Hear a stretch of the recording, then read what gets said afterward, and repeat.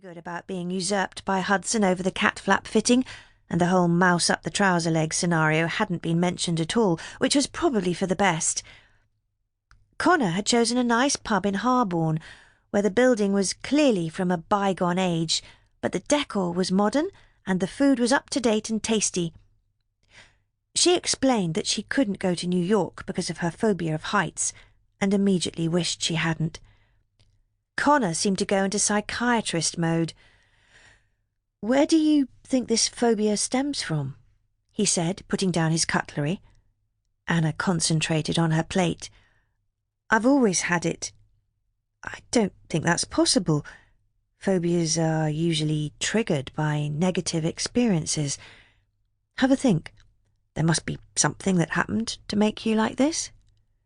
She glanced up, and he was watching her expectantly. "Great." "I followed a window cleaner up a ladder when I was a toddler.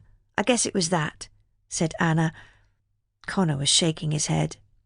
"Yes, it was definitely that," she added emphatically. "And yet you live in a block of flats." "On the ground floor," said Anna, pointing her knife and then realising it was quite rude, so she put it back to work in cutting up her chicken. "How do you cope in a high-rise office?" "I don't go near the windows and try not to think about it." "How about we do that now?" She held his gaze. Connor blinked. "Sure, sorry," he said, picking his cutlery back up. "It interests me, that's all." They ate in silence for a few moments. "You ever thought of going on the roof?" Anna dropped her knife in surprise, and the resulting clatter had heads spinning in her direction. "No," she hissed. "That would be crazy. Nobody goes on the roof." "Aversion therapy's meant to work." "My mum calls it kill or cure, and I'm keen to avoid the former. Can we drop the subject, please?" "Yes, of course. Sorry," he said, and Anna felt the tension in her shoulders loosen its grip. "Was that our first fight?" he asked. "I guess." Anna's mouth lifted at one side. "And if it was a pretty mild one."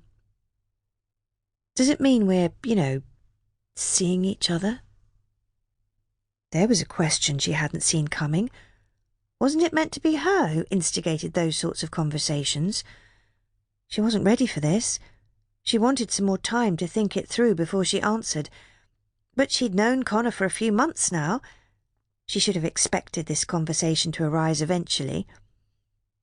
Connor was still watching her intently from across the small table, awaiting her answer. It felt like she'd been sitting in the basket of an old bicycle and rushed at high speed to a crossroads, and now she had to decide where she was going. Connor looked away and started eating. She'd left it too long. The excruciating pause had gone on so long he'd returned to his meal, and now a hideous cloud of awkwardness hung over them both. Anna hunched her shoulders and hacked at her chicken.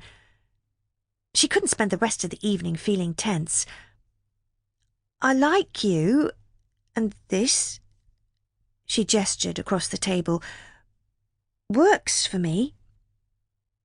Is that okay?" Connor's lips tweaked. "Yeah. It's perfect."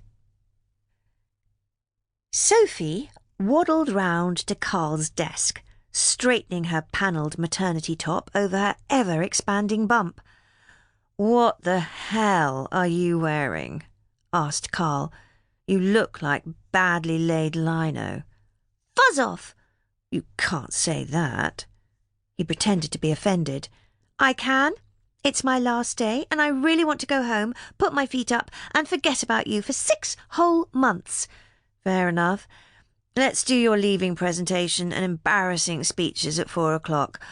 I'll finish our one-to-one early, and you can have a pee just before." "Oh, you're too kind." Sophie pulled a face and frisbeed his mouse mat across the office. She sat down and noted the impact on the chair's suspension. "I'm fed up being this big." She flapped her giant smock top. "Do you know what the next size up to this is?"